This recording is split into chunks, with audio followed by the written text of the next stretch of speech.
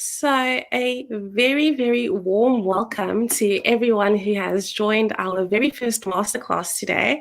My name is Alexie Kalenga, and I am a part of the team at Sustainable Seas Trust, which is an international NPO based in the beautiful and friendly city of Port Elizabeth. We are so excited to be with you today, and we've got such an exciting program lined up for you. And we're excited to get on this journey with you in discussing all things environment, all things what you can do at home, giving little tips and tricks as to how you can create what we're trying to understand, which is a zero waste lifestyle, or what some people seem to refer to as a waste-free lifestyle.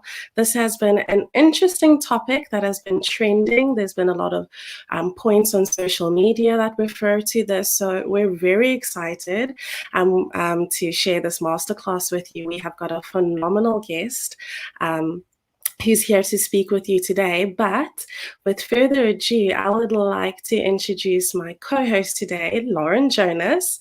She is not only a friend and associate, but a fantastic ocean lover and a trendsetter in many different ways. Hi, Lauren. How are you doing? I'm well, thanks to you, friend.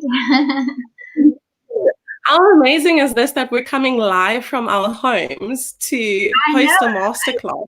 It's such an interesting time to be alive. Yeah. So, Lauren, we today are going to be discussing a zero waste lifestyle or zero waste living. It's gotten a whole lot of attention on social media recently. And I just wanted to quickly find out, like, have you seen any of these trends? What does this mean to you? Let's quickly have a little discussion on that. Absolutely. I think this whole concept of zero waste is so relevant. And I think often I feel a bit overwhelmed when we see all the amount of waste, in our seas, and it seems kind of like, what can I do? The task almost seems too large for one person to tackle. And I guess this whole idea of adopting a zero waste lifestyle, or rather to say, start implementing one with small steps, is really a way of me sort of playing a role in eliminating the amount of waste that is going to landfill. And, as we know, the less waste to landfill means the less waste that goes into our sea. But I'm definitely no expert here. So I try to do my little bit to improve my environment and ultimately leave it, and it's space for future generations, So I think you're right in saying that this whole zero waste thing is definitely getting a lot of attention, Lex. Yeah. I think we're all trying to figure out what to do in our own little spaces. I know we were busy speaking yesterday and through the days of trying to identify different things that we're starting in our own homes. So I know in my home personally, we've started recycling. I mean, it's been a little bit of a slow learning journey that my family is starting to adopt and come onto. But just out of interest, what are you doing in your home and your space to move towards a zero waste lifestyle? Sure, that's such a great question, Lex. And I definitely think that we've also started with, especially with this lockdown, I must say, or the fact that most of us are working from home, I've been given sort of the luxury or the ability to sort of set up things at home I probably wouldn't have had I been having to get back and forth to work and run errands and all those kind of things. But with that being said, I have also we've been recycling for almost a year now at home.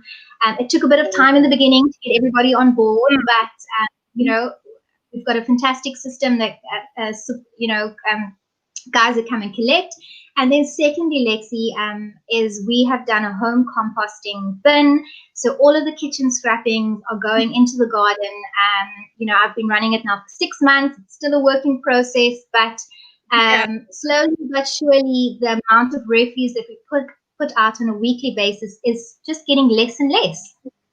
I'm completely with you on that. When we started, it's actually quite shocking, but when we started recycling at home, beforehand, we are a small family of 3, and we would put out 3 bags of waste every Monday when the municipality came to collect. And we have actually minimized our waste going to landfill to half a bag each week, which means that we have over 2 bags of recycling that gets locally collected, which is amazing. So I think for us, we must emphasize that we are all working towards the ultimate goal of being like completely zero waste, but this takes like baby steps. We have different homes, different circumstances, different situations. So I think it would be best if everyone like personalizes their zero waste lifestyle, But just on that note, Lauren, I'd just like to welcome the viewers again that are coming through. Please be sure, I can see a few comments popping up. Please be sure to put your comments in our comment sections. Please tell us where you come from. Say hello. We'd love to see how many people we're reaching and who we're interacting with. So do feel free to let us know what you're thinking, what you're personally doing. If you have any questions going through this masterclass, do let us know, because we have questions as well, and we're so excited to equally learn from this masterclass. So, Lauren, I'd like to hand over to you to please introduce our amazing guest for today. Thank you so much, Lexie, and welcome to all of our viewers. It's so fantastic. I see some familiar names popping up. So hello, everyone, and welcome. So yes, I think without further ado, we have a phenomenal speaker that's waiting patiently in the waiting room. Our speaker for today is going to be unpacking the whole concept on zero waste and allowing us to step into his home, and him and his wife have implemented phenomenal systems which are working for them and have been working for a while and are just wonders to the environment.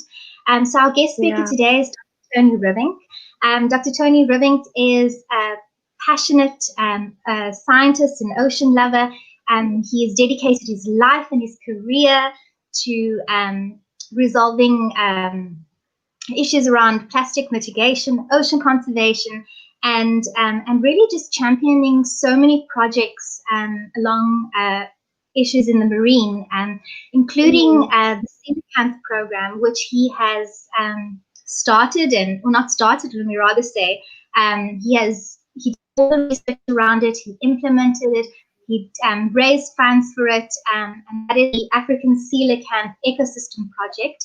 If I'm correct, not if I'm correct, but I believe this project is still running today, with amongst many others. With that being said, he's also the founding trustee and CEO of the Sustainable Seas Trust. So without further ado, I'd like us to give a warm welcome to Dr. Tony Ribbink. Thank you very much indeed. Welcome. Yay. I'm thrilled to be here. Thank you.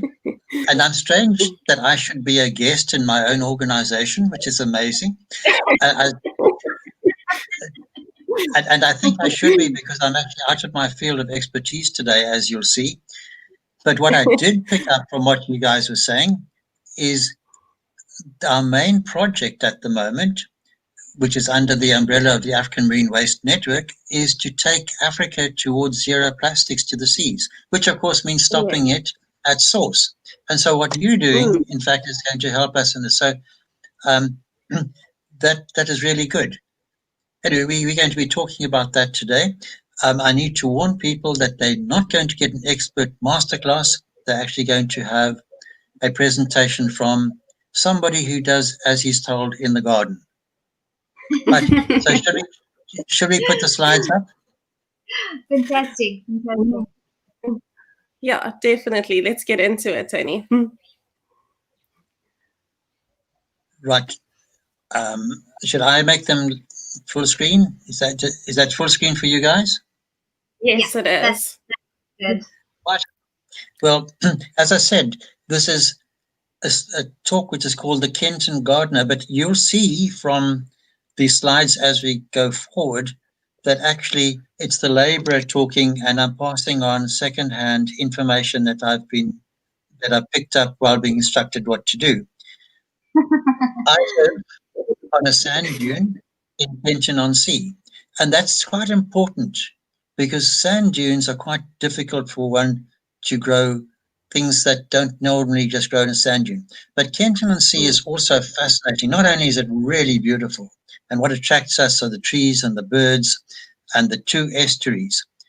On the left-hand side, that's this one here, it's the Bushman's Rivier estuary, and here is the Kariga estuary. But they're no longer really estuaries because sadly, they don't have fresh water coming down to them. You know, all of you, that an estuary depends on having both a seawater and a freshwater mix. It's an area of mixing. We've not had the rains for so long that these are now actually freshwater, marine inlets. So that's pretty much ordinary seawater going up the estuary. And as you get further up, because of evaporation, it quite often becomes more salty than even at the mouth. It's not just because of the lack of rain, it's also because on this estuary, the Bushmans, there are more than 30 different weirs and dams and so forth. And not quite as long because the Bushmans is a very long river. It's navigable for 23 kilometers. The Kariga is only about 12 kilometers. Not as many dams and things, but also those have stopped it. So what this means is that here in Kenton, we actually can't depend on natural freshwater resources. People used to get fresh water from seepage into the sand dunes and so forth, a bit salty. So the very first, and it's situated here, the very first desalination plant, reverse osmosis plant, was here in Kenton there. And it actually, so it basically desalinates the seawater and also water it gets from the dunes and pumps it up to a little site up there from which it gravity feeds. That's, as the next slide will show you, is pretty expensive. It's had an upgrade recently, and this is the reverse osmosis plant. So the pumping of the water from the town to the towns from sea level is costly. But just the reverse osmosis is also incredibly costly as well. And the water that is provided to us is expensive, but I think it's actually cheaper than it should be. So it's better really not to be contributing to this great cost and loss of energy. Rather, let's set up our tanks. And I need to start by saying, well, okay, if we're going to collect rainwater, what is the sort of yield we might get?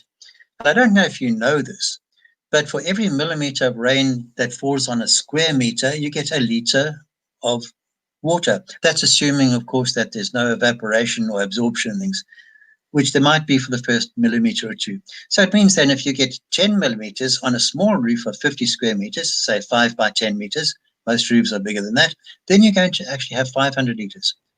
Equally, if your roof was 100 square meters, then you'd get 1,000 liters. That's a lot. So we've got 4 tanks, which you can see here, for the house, and 3 tanks, one of which needs to be cleaned a bit, are for the garden.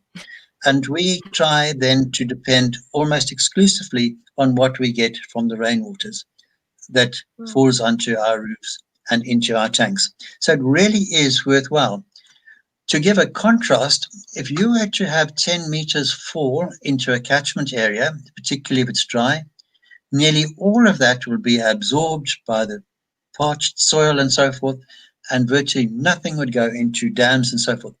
But so the rainwater and catching it off roofs, particularly tin roofs and so forth, which are better than tiles for this, it's a very effective way of harvesting water.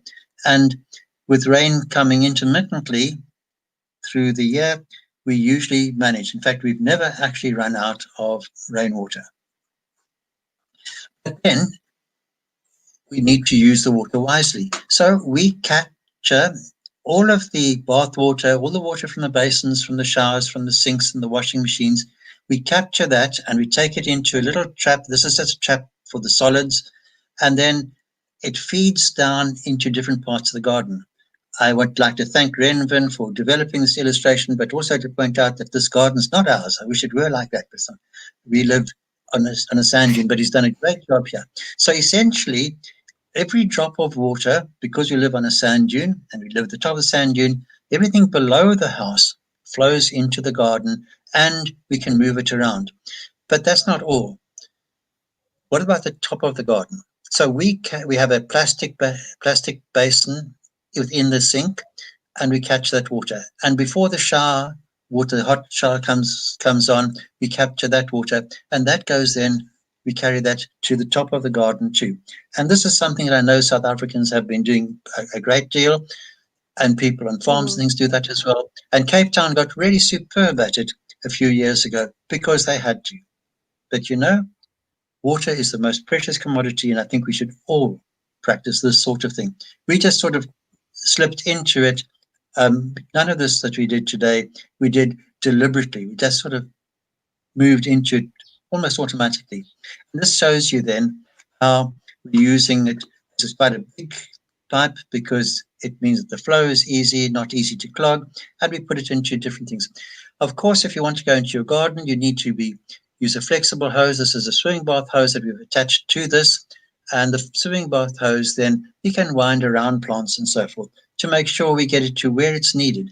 And of course, we then move it to a certain area, and the next day we'll move it again, depending on where it is. Now, that is also quite important because we're not treating this water. Many people have grey water systems with massive treatment facilities. We don't do that. We just make sure that we don't allow the buildup of materials in particular areas by moving it quite frequently. And then we're very careful about these soaps and detergents and so forth that we use and bleaches, etc. Very few of those go into our systems. Right. Living on a sand dune means that unless you have something to put by way of nutrients that you put into the sand dune, you're not going to be able to grow anything. So we start off by chipping, and we have this chipper, and it can take branches and things up to about 20, 25 millimeters diameter. Sometimes if you have too many leaves, like here, then it can clog the chipper. Even though the leaves are really great to put into the compost, it might be better to take them off first. So often you can strip the leaves and take it through. So we just shown you this, and here are the chips that you get through from the chipper. It's also a stripper. And these chips and twigs then are really good for a compost heap. And they're better, they're good all throughout, but they're pretty good when you start any compost heap is to have twigs and chips and so forth at the bottom. And the reason for that is that a compost and composting is actually an aerobic process. It requires air. And if you were to just dump solid things, say from your kitchen or from the garden or something down there, the process might in fact then start to rot rather than to proceed in the normal thing. So putting those things down is really good as a starter. But that's just one thing. Part of the labor I do is not only chipping, but to cut the lawn and then to put the lawn cuttings there as well. And that then builds up the different layers. But also from the kitchen, we take kitchen waste and we take just about anything. And I'll tell you what should and should not go into the compost in a moment. We take those and we dig a hole in the compost heap. We then cover it. We put that into that and we cover it. The reason that we do that is because it takes those materials rapidly down to the organisms and often little animals and worms, things as well, that break down these materials. But also, if there are other animals that might want to come to this and eat these fruit types of things, then it makes it more difficult for them. Now, what you should not put into your compost would be meat products, fat, milk products, and so forth. Not only do they negatively affect the composting process, but they can definitely attract rodents and so forth that you don't really want around. And so these are things that you don't put in. We actually try to put everything in to our compost, as you've seen from the garden and from the kitchen. Our philosophy is to work towards anything organic that we bring onto our property or take or grow on our property remains on our property. Okay, so now we've talked about the potential layering. I've shown you that we've got chips and we've got grass and so forth. And if you put those on, then you can actually get massive layers which are not actually desirable in a compost. So mixing is essential. It's also very good exercise, as I'll show you in a moment, because you break down that layering, but also in breaking down that layering, you provide the air and the oxygen and so forth, which is so vital to composting and the process. And in our case, we've now got a big compost heap, which is new. This is all the green stuff going in, and it actually, over time, it shrinks as the process continues. And when we think it's ready, we move it into this one, which is maturing, and that's where the exercise comes in.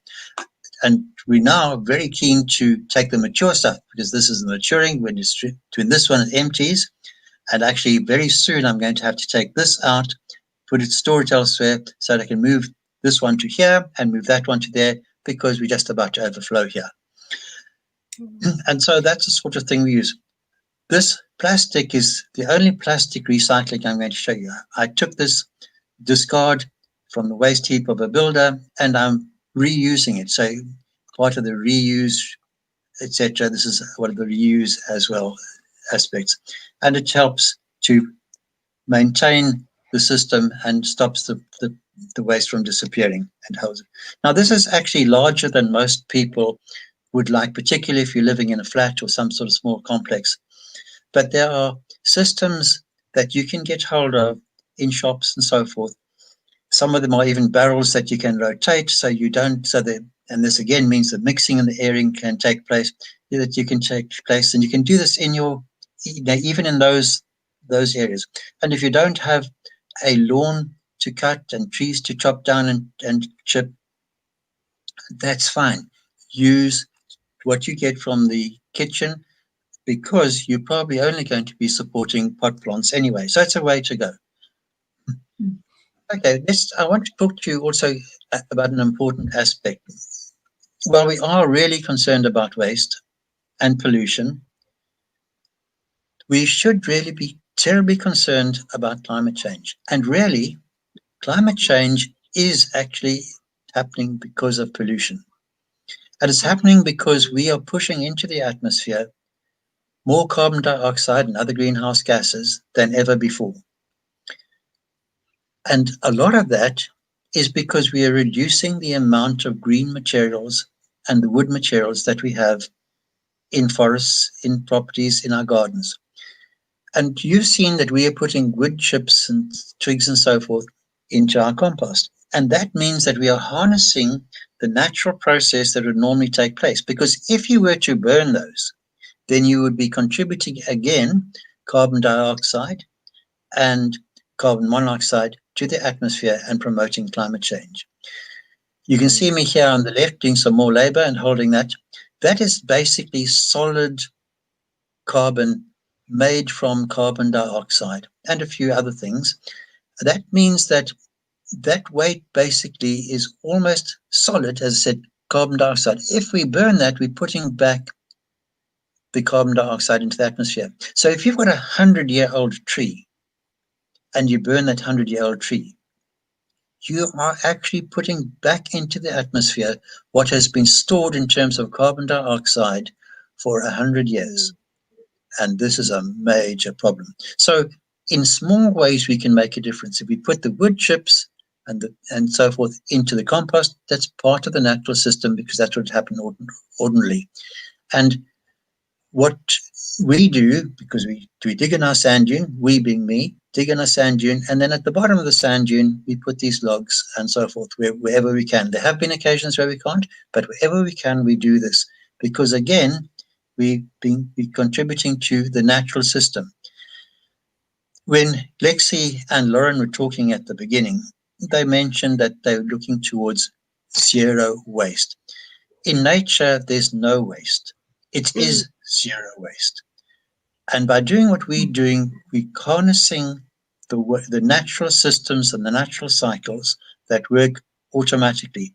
Only when people came along and began to produce things that don't occur naturally, that waste occurred. humans are the only source of waste. No other animal or organism really produces waste. Only we do. And one of the problems with climate change, which is the biggest threat that we face at the moment, and something we really need to look towards, only then did we realize that we have been putting carbon dioxide and other gases into the air, which is natural, into the atmosphere, which is natural, and they go into the sea and cause acidification. Those are natural processes, but the proportions are so very different that it's no longer natural. Okay.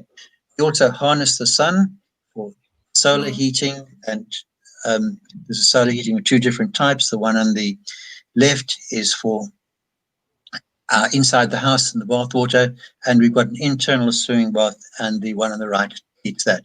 And so the net result of this is that although we live on a sand dune, and we do have the sand dune plants and so forth in some places, we are also able to develop our own produce, our own flowers, and so forth. And it obviously keeps the labourer quite fit. Thank you very much indeed. I'm happy to answer questions should there be any questions, make further comments if there are comments required. It was absolutely amazing. Thank you, Tony, so much for this presentation. I feel like when going through your presentation with you, your home is literally like a goal, for people to work towards. There's so much that you're doing. You've looked at aspects in terms of water collection and composting and solar energy, but when we look at the whole entirety of climate change, it just seems so overwhelming for like someone to specifically target or get involved. So just from my side, where should an ordinary person like me start? What should we start doing? From just your advice. I think the most important thing is to develop hope for the future. And to develop a positive attitude, because once you've done that, you're away. And we didn't set out to develop a natural home, and there are others who go much further than us. We've just started. And if we were to run this again, I might pull in people who've moved their houses entirely onto solar power, etc. And I believe that solar power is now becoming so cheap that it actually might be a better way for heating water than the system that I showed you. And that system that I showed you is really great. But because we certainly from September to April, we just don't put on the geyser at all. In the middle of winter, we sometimes have to give it a boost. And it's amazing to do that, and we love it. It just makes you feel good. So where would you start? If you can compost. But you've already started, haven't you? You both mentioned that you are doing plastic things, which I didn't cover.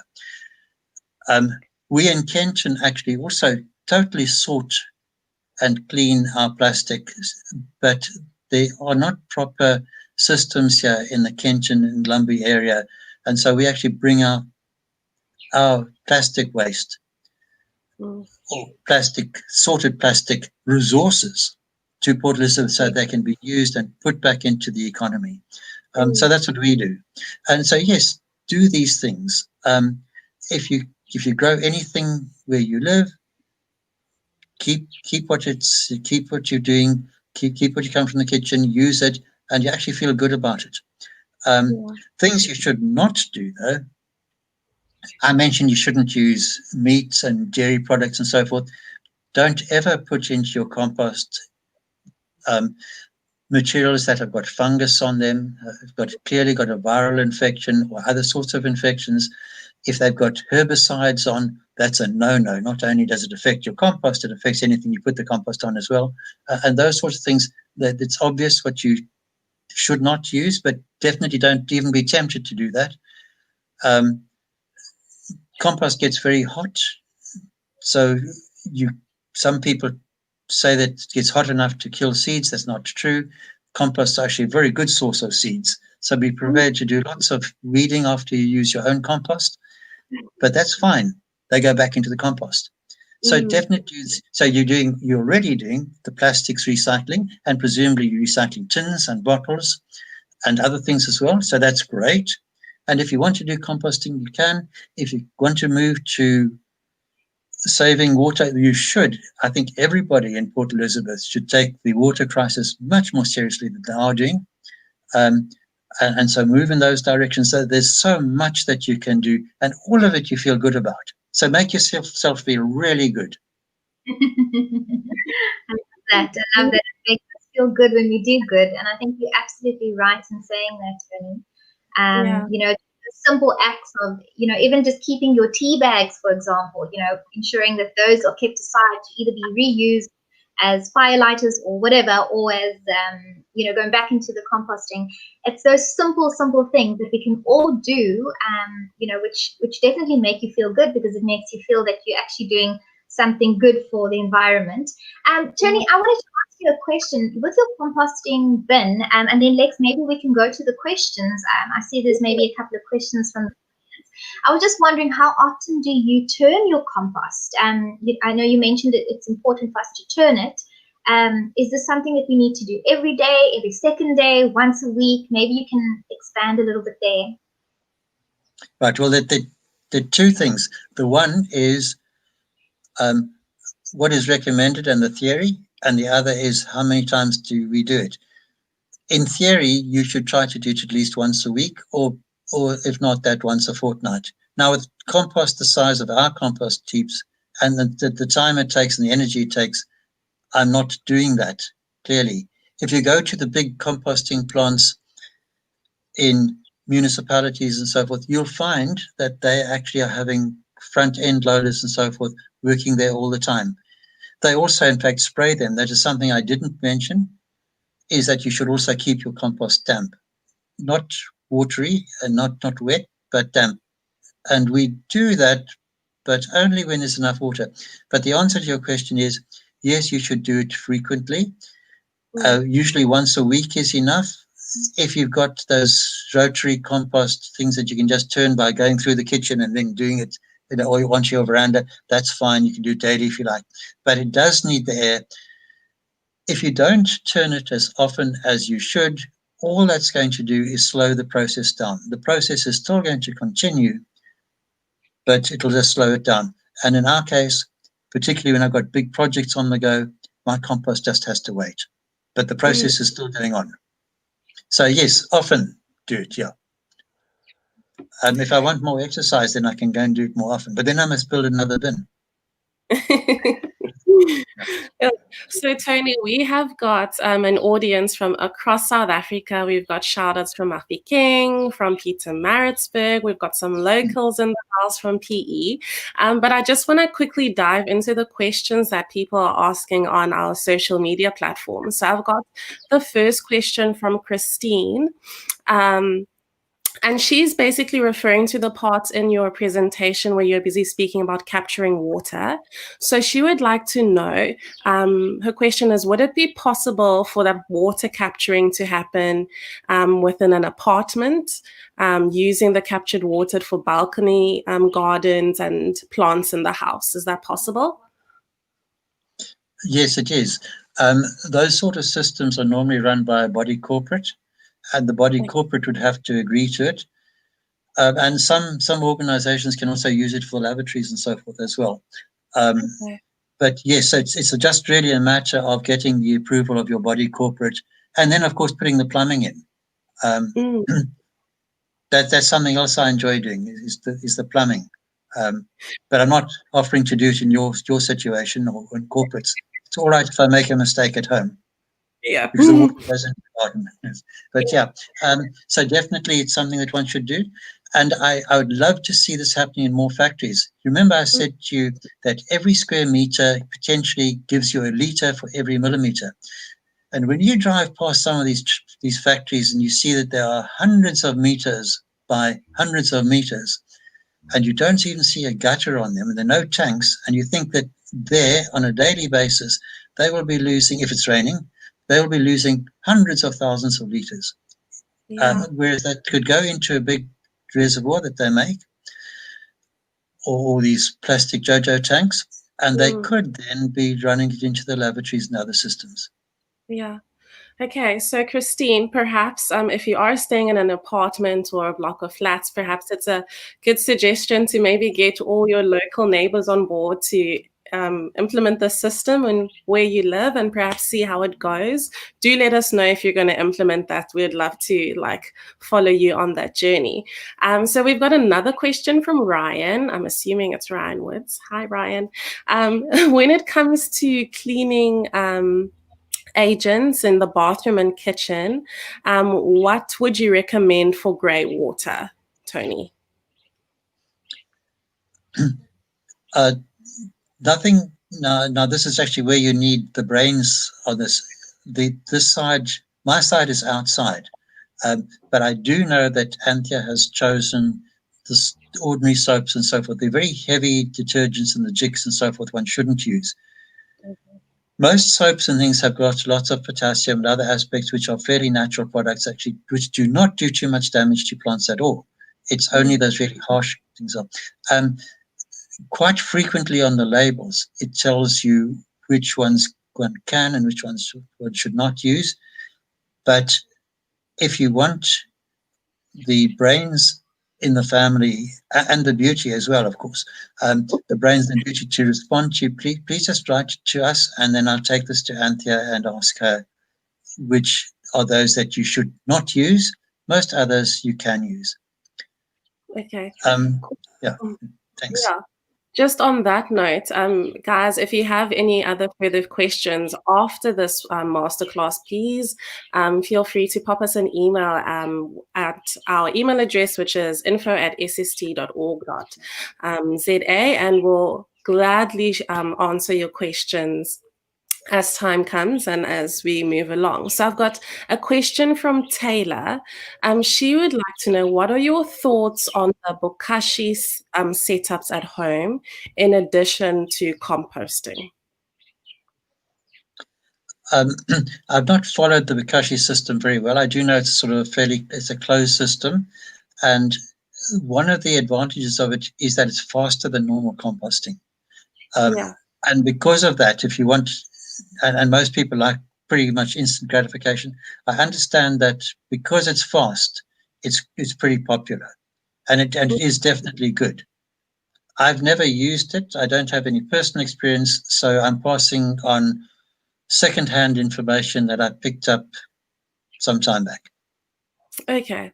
Perhaps it'll be interesting for us to actually go and find out more about this. I've also only heard about it by word of mouth, but we can definitely look into this. I've got another question from Danielle. How can we start moving towards a circular economy in South Africa? A circular economy. Are you talking about, it doesn't matter really what you're talking about, but the principle is just make up your mind to do it.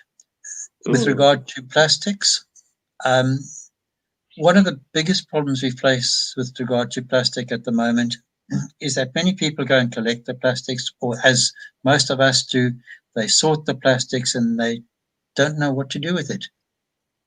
Yeah. So, and after many cleanups and so forth, people, they go through the work, the process, and then say, okay, well, what do I do with this? And if they put it into the municipal bins or they leave it across the municipality, then it's going to go to landfill. So I think it's a really big issue that we need to do collectively is increase the number of collection points that are properly used and managed within municipalities.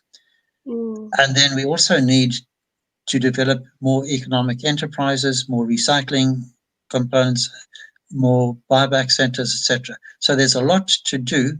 So it's a very broad question because the circular economy applies to just about everything. What I've shown you now in terms of the natural circular economy of, as I said, nothing goes to waste in nature because it goes into the economy of nature and it's circular. It means everything's used again. So that's one aspect. There's a circular economy that applies to just about everything. Some of the principles of circular economy are quite difficult to to implement in South Africa because of the poverty, which is why one is looking at incentives and job creation around plastics. And we refer to plastics and other things as waste. The philosophy really needs to change. These are actually valuable products which should be seen as resources that could be used to enter the circular economy. So one needs to identify where these sources have accumulated and then, as we're hoping to do in time, develop these economic enterprises to handle them. That's on plastics, but the same sort of thing applies to whether it's glass or metals, and water, vegetation, everything. Yeah, I hope that's answered the question, but there's a very broad question. Yeah. I think it's something that we recently got introduced to. So I think a lot of people are trying to figure out how they can, make a positive impact. And I just want to emphasize and go back to what you said about how it starts with you making up your mind to do something, in your home or in your workspace or at school. It just takes one person to, start a project and start an initiative. So I really do love that point. We have quite a few comments popping through, but the next one that I'd really like to go to is from Michelle, and she wants to know how you feel about eco-bricks. She teaches at a school for autism, and she teaches the boys how to make these. She just wants to find out about your sentiments around eco-bricks. Michelle, eco-bricks are a lovely way of getting people to understand that they can do something. The problem with eco-bricks is that the concept doesn't often relate properly to projects. So the best way to handle eco-bricks is, before you get the children and others to start developing eco-bricks, is to have a project that they are going to do with those eco-bricks. And then it's important to make sure that the project is in fact safe, because eco-bricks have not really passed the Bureau of Standards and the building standards and so forth. So they need to be small projects, not too high, etc. The problem that we've seen, because schools have phoned us up and said, our schools have actually produced 7,892 eco-bricks and we're so excited about them. Please will you take them and use them in a project? Well, obviously we can't do that. And that then leads to huge disappointment. So the process is, if you want to use the eco-bricks samples and examples, have a project, get the school to develop sufficient eco-bricks to make sure that that project is a total success, and then do it. I'd like to just say another thing about eco-bricks, and that is that the clear plastic bottles, the PET bottles, are totally recyclable. You can actually take a PET bottle from a PET bottle to a PET bottle. And therefore, they should actually be made available to PET recycling rather than use eco-bricks. The green and the brown bottles are not totally recyclable and would be the better use. So just a point to think about. I hope that has answered your question, Michelle.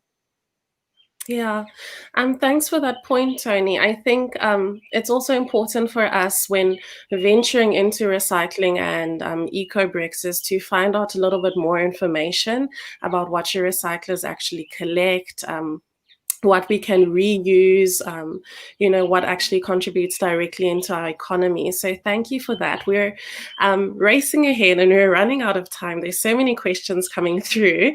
So thank you for these questions. But I'm just going to highlight on a few more. There's two that I want to speak on. And the first one is coming from Wendy. Wendy Smith. She wants to know, what happens to your garden or plants if there is vinegar in the water? Yeah, good question. We actually put vinegar into our plants. Our sand dune is very alkaline, and therefore most plants prefer to have slightly acid soil. And if the pH, that's the level of acidity or alkalinity, is not quite right, then they cannot absorb the nutrients and they don't grow properly, and you'll find that the leaves often go yellow, etc. And so for us here, where we live, if something is looking yellow and unhappy, we sometimes use vinegar. In fact, you would have seen going into our compost, or I'm not sure if I showed you, but we actually tend to put in citrus and pineapples and so forth because they do actually help us to bring down our pH to more acid level. So vinegar is only going to make your environment a little bit more acid. One has got to be careful, though. One cannot put too much in. If you're wanting to put vinegar into your garden, I'm not sure if you want to, if you're worried about it being too acid already. If you want to put it in your garden, then you need to dilute it, or only put it in a small quantity so it's used over a long period of time rather than a sudden deluge of acid. And it's not all that, vinegar is not all that acid, but it does make a difference. So all it will do is will make your ground more acidic. If it's alkaline, that might be quite good. If it's acidic already, it might be quite bad. Putting in too much is too much. Okay. So I'm just going to touch on one last question. I'd just like to thank all of our viewers for popping in with all of your comments. There's been quite a lot of suggestions on how to capture your water in your showers by using little ice cream containers and buckets. Do feel free to engage with us on our social media. Even after this masterclass, to give us and share a lot of your tips on what you're doing in your home. But Tony, just on the last question from Ryan Woods again, he is asking if the wood ash, from example, from your braai, has lost the carbon through burning, is it not good enough to add to composting? Yes, you can definitely add it. It's got potash and other things in it, and lots of potassium. So it might have lost the carbon components, but it's got the potassium and the potash and that sort of thing. And that is actually very good. But it's also alkaline. So for us, on our sand dune, it's not such a great idea. But Ryan, if you've got acid soil, then it's superb. But overall, it's good. But you shouldn't braai in the first place. You should bury your wood. Oh, my soul. I think that's a controversial topic you're going into there, Tony.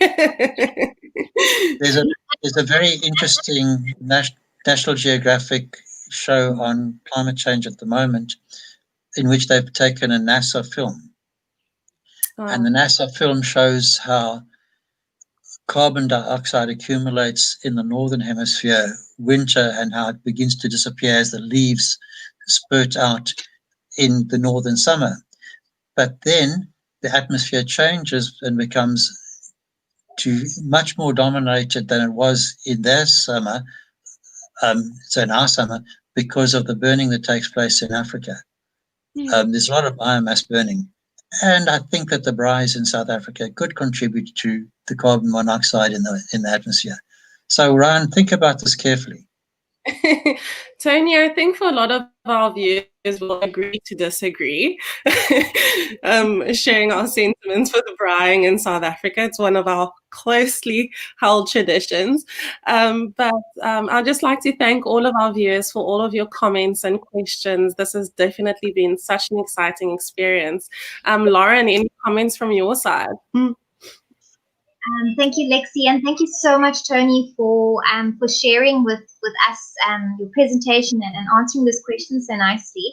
I just want to say to any of the viewers that if there's any other topics that you'd like to get some more information about, please do send us an email, go onto our website or our social media, leave us a message, and we'll see as far as possible to try and incorporate that in the next session. We would also like to then mention that, this is an ongoing series that's going to be running up until December. So please do try and tune in for future topics and I think if I were to wrap up today's presentation there's so much that I've shared today, and I think if anything, we could all play a role in reducing the amount of waste that ends up in the landfill, and whether it is starting a small composting system at home with your kitchen scraps, or collecting the water, from the basins and from the showers and whatever the case may be, and use that water onto your garden. All of those sort of little things that we do is all playing a part in sort of the bigger picture, which is ultimately zero waste. So I'm leaving the session today feeling really informed, and a huge thank you once again, Dr. Tony, for gracing us with your presence and allowing us to step into your home. And thank you so much, Lexie. Thanks for assisting us today. Yeah, just if I can bounce off that, Lauren, thank you to all of our viewers for popping on board. Thank you, Tony, for slotting us into your schedule. It has definitely been quite inspiring, and it's been quite fun to learn and see what everyone is doing at their homes, and to actually get a few suggestions and comments from people who are trying to start this zero waste lifestyle and living. So I would like to again thank Tony. I'd like to thank all the viewers. Please be sure to like and subscribe onto all of our social media pages. We'd really like to get in touch with you, and we'd love to let you know what we're doing as Sustainable Seas Trust to move towards zero plastics to the seas of Africa. So I would like to quickly hand off to Tony to give a few words of closing, and then we'll wrap up from there. Well, thank you very much indeed for allowing me onto the program. It's the first time I've spoken to people as a laborer. It's usually as an academic, but I enjoyed it. Thank you. And to the viewers and listeners and so forth, if you do have questions, please pass them on to the team, and we'll find somebody who can answer them. And thank you all, and good luck. And one more thing, you need to have hope for the future. And that is my closing statement. All right. Thank you very much, Tony. Thank you, everyone, for joining this live stream. We look forward to having you joining us on our other masterclasses coming very soon.